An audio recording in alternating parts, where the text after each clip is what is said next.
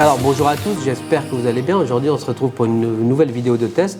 Ici on va tester aujourd'hui le Samsung Galaxy A53 5G qui est ici. C'est Louise d'Entrefuntech, c'est parti. Alors tout d'abord le design de ce téléphone ici, il est juste très sympathique, très bien fait. Il fait moderne et jeune on va dire, avec ces matières un peu plastiques comme ça. Tout est intégré au téléphone et la sensation au toucher est très, comment dire, cette partie arrière ici ne va pas prendre les traces de doigts avec cette matière plastique comme ça on va dire et ouais, un peu rugueuse, ne glisse pas, pas rugueuse mais anti-glisse avec une surface adhérente comme ça qui ne glisse pas. Les capteurs sont comme les gammes plutôt S21 où on avait le module photo comme ça moulé ici dans la partie photo, ce qui n'est plus le cas sur les S22 pour rappel où on voit que les ronds sortir de la partie arrière du smartphone.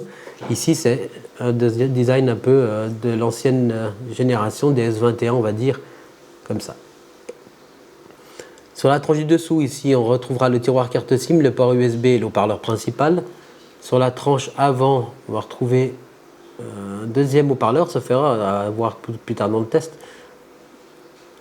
On va trouver la caméra selfie avec l'écran ici qui est un écran très bien, on en parle après. La partie du haut on a juste un micro d'ambiance, sur la tranche droite on a le volume plus, volume moins et le bouton power ici du téléphone. Voilà. À l'arrière, donc on va retrouver 4 modules photo ici, j'en détaillerai après, avec un flash ici également. Donc voilà, donc ce téléphone, je le teste grâce à Samsung Suisse qui me l'a gentiment prêté. C'est un très beau téléphone qui n'est pas un ultra haut de gamme, mais qui est un moyen haut de gamme. Et c'est très appréciable à utiliser. Et quelqu'un qui ne veut pas mettre autant d'argent qu'on pourrait le mettre pour un ultra haut de gamme, ici, vous serez servi. La partie photo, je vais vous la détailler tout de suite après. On retrouve ici sur l'écran un écran 120 Hz en AMOLED, en Super AMOLED, donc qui est très bien pour le défilement, voir les navigations photo, la navigation par geste, les défilements et tout ça, pour aucune sensation pour avoir une bonne sensation de fluidité apportée. Vous voyez ici la fluidité du téléphone, ça va être sans problème. Donc c'est quelque chose qui est très agréable pour un rendu et une sensation de fluidité et des mouvements et tout ça, et surtout pour les jeux bien entendu. Alors ce téléphone est 5G également, donc vous n'aurez aucun problème également de ce côté-là. J'ai rien à dire sur la partie téléphone qui fonctionne très bien comme d'habitude chez Samsung. Les jeux, je vais vous montrer 2-3 tests de jeux, comme ça vous pourrez vous faire votre avis.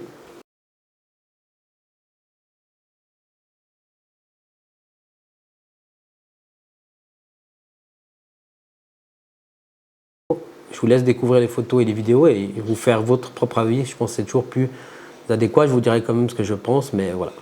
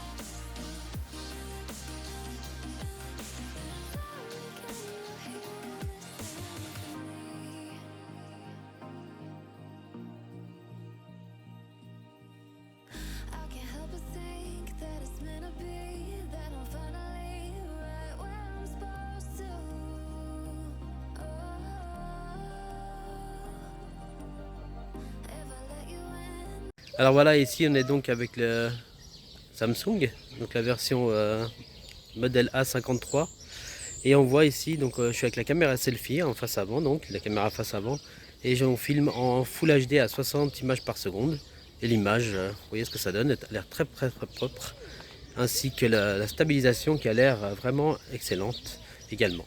On va passer tout de suite en 4K. Donc nous voici ici toujours avec la caméra face avant. Donc en 4K à 30 images par seconde. Et ici, le résultat est toujours aussi bon. Je tiens le smartphone à une main. Et on voit ici que ça marche très bien. Il y a une petite secousse parce qu'évidemment je marche. Et que je tiens ce téléphone à une main. Et franchement, pas mal. Du tout, du tout. Et au moins ça a le mérite d'être là. Merci Samsung. Comparé aux autres marques qui ne proposent pas du 4K à 30 images par seconde. Ni à 60 d'ailleurs, ni à 30. Enfin voilà, ne propose pas de 4K. Ce qui est très dommage. Allez, on va passer aux autres caméras. Donc là, nous voici avec le capteur principal du Samsung A53. Et on voit très bien ici, donc on est en 60 images par seconde en Full HD. On voit très bien ici que la stabilisation est très bien. Bon, je le tiens à une main, donc je bouge. Là, je le tiens à deux mains maintenant. Et vous voyez ce que ça donne. C'est très très bien comme qualité d'image. Et ici, si je veux zoomer sur l'arbre, on n'a pas de problème avec l'autofocus, il n'y a aucun souci là-dessus. Donc voilà pour le grand capteur principal, donc le capteur grand angle. On va passer aux autres pour tester. En 4K plutôt maintenant. Donc ici, on est toujours avec le capteur principal, le capteur grand angle en 4K à 30 images par seconde. Et je le tiens à une main, je passe à deux mains ici. Et vous voyez ici ce que ça donne. Ici, je le tiens toujours à une main et je vais aller me rapprocher d'une feuille. Et le zoom, toujours aussi smooth du Samsung. Vous voyez, hop. Ça marche très bien, aucun problème là-dessus. Donc là on est sur le capteur grand angle, l'ultra grand angle pardon, capteur ultra grand angle, toujours en 4K à 30 images par seconde. On ne pourra pas monter plus haut de toute façon que 4K 30 images par seconde. On doit rester en 4K 30 images par seconde. Voilà sur l'ultra grand angle ce que ça donne. Et là, est-ce qu'on arrive à faire le focus? C'est un peu difficile. Non, ça va. Donc très bien pour le 4K, l'ultra grand angle, la stabilisation a l'air correcte et la colorimétrie a l'air d'être respectée par rapport au capteur principal. On va passer au zoom x2. Donc là on est en zoom x2 optique.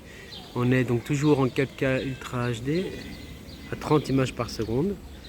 Et vous voyez ici ce que ça donne. Je marche avec, donc la stabilisation est un peu plus compliquée ici parce qu'on est en zoom du coup. C'est comme si vous prenez un grand objectif et que vous marchez, ça va avoir tendance à bouger, mais là ça va encore. Vous voyez ici, il n'y a aucun problème là-dessus. Donc très bien. Je vais zoomer ici sur une feuille pour vous montrer l'autofocus. C'est parfait. Comme d'habitude chez Samsung, ça marche d'enfer. Très correct. Impeccable. Alors pour la photo et vidéo, on a vu que c'est un très bon capteur qui se débrouillera dans pas mal de situations. Après voilà, c'est pas de l'ultra haut de gamme, il y a mieux de toute façon toujours. Mais franchement pour ce prix-là, il s'en sort très très bien. Ça c'est mon avis à moi. Côté interface, ici on va retrouver l'interface maison de chez Samsung ici qui est, on va voir tout de suite ici, à propos. Donc information sur le logiciel. On a la version ici, donc la surcouche de chez Samsung, la surcouche One UI 4.1. On a la version d'Android 12, donc ça c'est cool. On serait à jour pendant 2-3 ans encore. Ou voire 4 maintenant chez Samsung à confirmer. Ça c'est très très appréciable. J'aime beaucoup les paramètres et la surcouche de Samsung qui est assez claire et fluide. Donc pour les paramètres et tout ça, franchement c'est cool. Il n'y aurait aucun problème là-dessus. La surcouche très bien. Le son, on va tout de suite tester le son ensemble.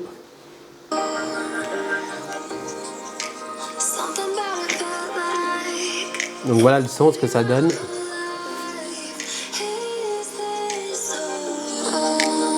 Je me rapproche.